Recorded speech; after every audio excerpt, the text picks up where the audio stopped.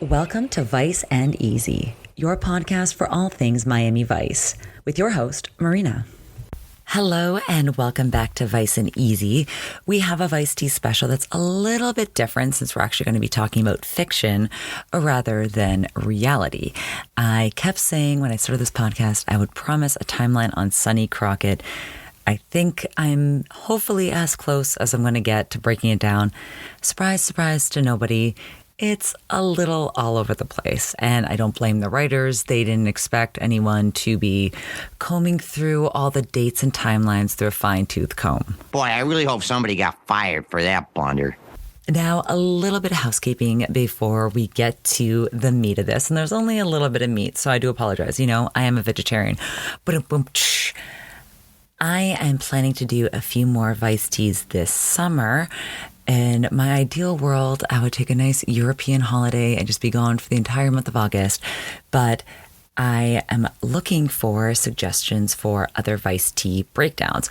Obviously, on the roster, we're definitely going to do Dawn Johnson and Melanie Griffith. That will definitely be a two-parter, but her appearance comes a little bit later on than where we are now at the season.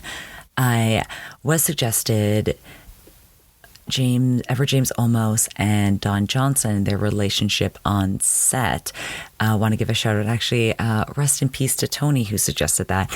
The only hindrance is that I have discovered some things that might be a little rough to talk about on the podcast, and I don't know if I want to hide it behind a paywall and do a Patreon, because I don't know if I can promise as much content on a Patreon that would validate a membership.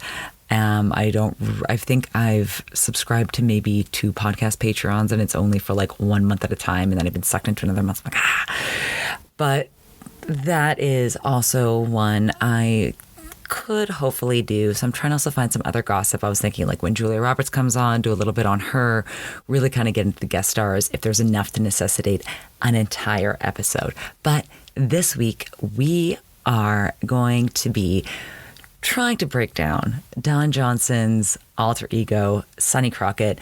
How old is he? How long was he in Vietnam? And when was he in Vietnam? So within the series, he has had several friends from Vietnam come back into his life. We had the ace cryptographer last week, Danny Allred, played by Chris Elliott. We had Robbie, played by my love, James Remar. And we also had Ira Stone, played by Bob Balaban. Now, let's start with the pilot. This is where we get a little bit more background into Sonny. I really think that the writers want to flesh out his football career, part of his character, and then it kind of got by the wayside. We did see it again with The Good Caller, but the football analogies, football, were heavy in the pilot, starting with this clip. Crockett. James Sonny Crockett. Very good, Tubbs. Next week we'll work on your name. University of Florida, All-American wide receiver number 88. Am I right or what? That was a long time ago. You were sensational. I remember one time I watched you run a screen pass 90 yards with 10 seconds left on the clock, man, for the winning TD against Alabama. Funky honky.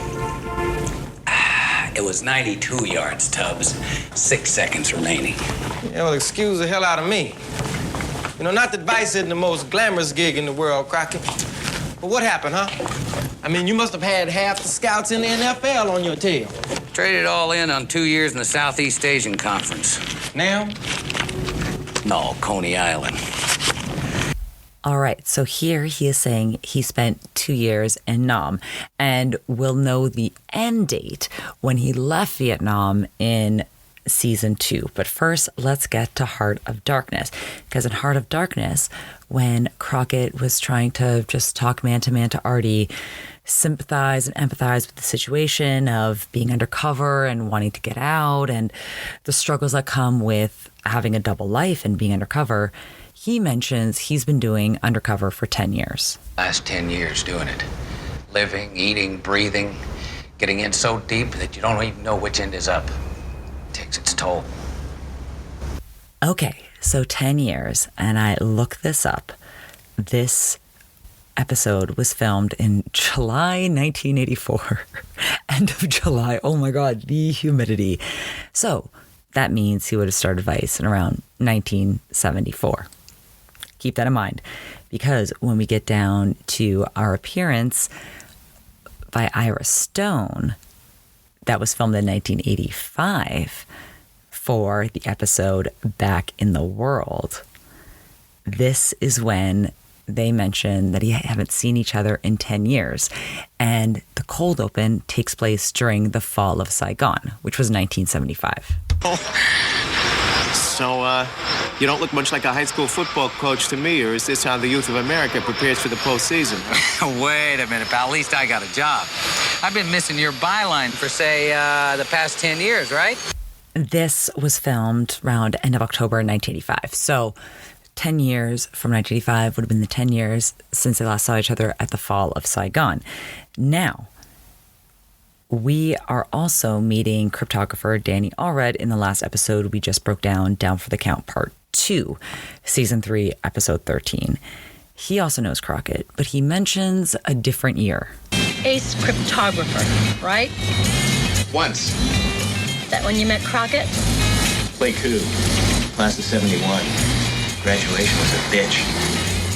Now, even if we say class of 71, like, you know, if you mention the year we started high school as opposed to graduation, the class of whatever, if Crockett only did 2 years in the Southeast Asia Conference, that means, according to Danny Allred, ace cryptographer, that's how I'm just going to, ace cryptographer, that he would have started in 1969, which also kind of throws a wrench in because, like, how old would he have been? We assume he made it to one big game, the Gator Bowl.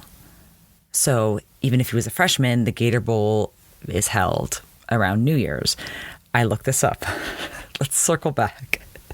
If we're going by this timeline, per Wikipedia, the Gator Bowl was played December 31st, 1971, except it was Georgia versus North Carolina, and Georgia won. Florida also played the Gator Bowl in 1969 and then in 1975. No appearances in between. Interesting. So, even if, let's say, he was injured right after that big game, that would have been the following year of whenever this hypothetical Gator Bowl took place. So even if it was a freshman year, December 1971, he still wouldn't have gone to Vietnam until 1972.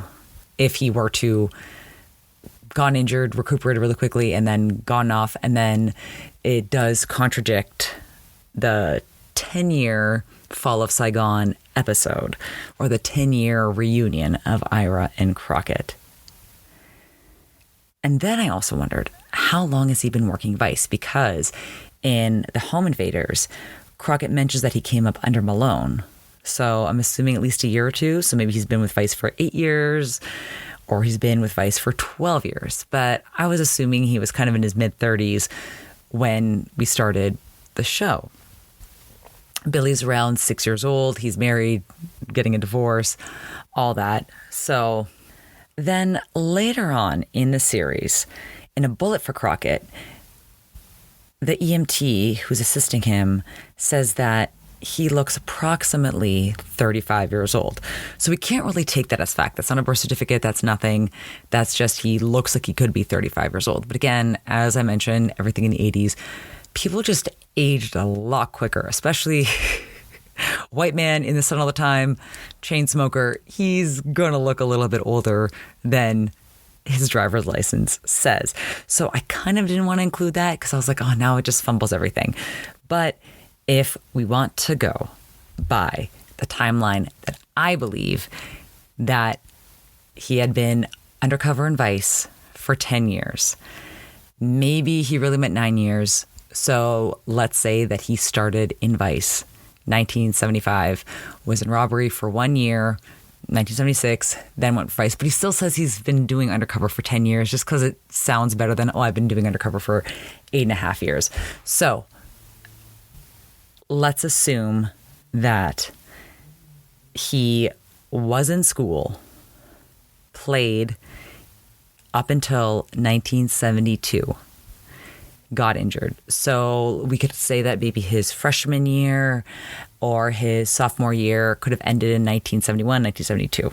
So we don't really have anything exact on that.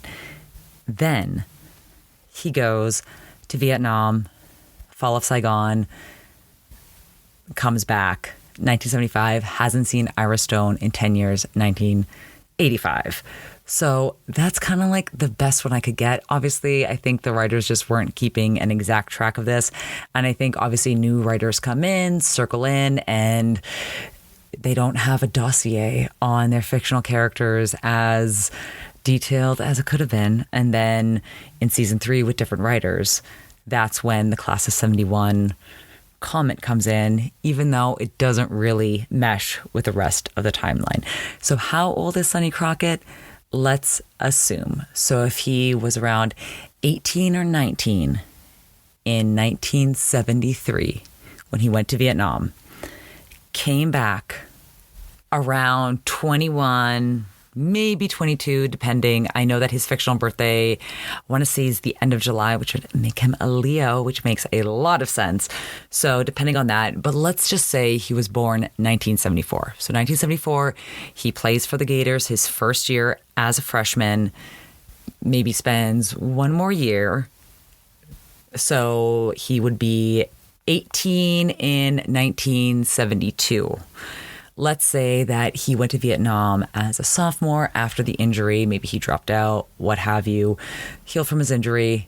Then he's off to Vietnam in 1973. And at this time, he is 19 years old. So born 1954, goes to Vietnam in 1973, comes back with the fall of Saigon in 1975, then meets back up with Ira Stone 10 years later. So if he was born in 1954, that would mean he's around 30 years old when he starts the show. So the 10 years advice would mean that would overlap with his time in the Vietnam War. So let's just say, let's give him a little bit of grace period. Maybe he's really spent like 9 or 8 years or 8.5. So in short, I cannot give you the exact answer, but let's say 1954 was the year of Crockett. And so with that, we are concluding our little mini bonus episode. Happy Canada Day, happy 4th of July, and happy long weekend to all my listeners. Thank you again for liking, for following, for subscribing. And thank you for coming with me on this little time travel. It was fun to kind of go back to the episodes. I got to listen to my old podcast episodes. And either I don't have a lot of shame or I have a big ego, but I was like, actually, these held up pretty well. I thought I would be a little bit embarrassed about the quality, but I actually like really appreciate the enthusiasm I had, especially with like the first 5 episodes, because I recorded them so many times. I think I recorded the pilot episode 3 or 4 times, deleted everything, and then when I was planning on releasing the first 5, I did the pilot last because I was so worried about screwing it up. The one thing I was like, maybe I could bring that back as my fave 5, just different things, but then I kind of want to put them into categories. It kind of just makes it like a little bit easier to follow along. But I'm always open to suggestions, and definitely I'll put that up on Instagram for suggestions for some more Vice tea. I can do definitely more deeper dives on some guest stars or some cast gossip. However, it is a little bit harder to get sources from this period because now, especially on, the gossip interwebs, it's a lot easier for me to have information from celebrities from the past 20 years. But once you kind of pass that, before the invention and like the widespread popularity of the internet, going back to like message boards in 1985, it's a little bit harder to dig through, or it's harder to find archives. Like, it was really hard for me to find any information on why exactly John Deal left Miami Vice. Obviously, I had kind of, heard about like infighting over money. His character wasn't really doing anything. But it's a little bit tougher for me to provide the full breadth of research and gossip that I want to provide to you, my loyal and lovely listeners. Thank you once again for joining me on this little Vice tea break, and we'll see you next week when we go research and dive down into the episode, Season 3, Episode 14, Cuba Libre. Have a great long weekend, and I'll see you next time. Hey man, Miami Vice is #1 new show.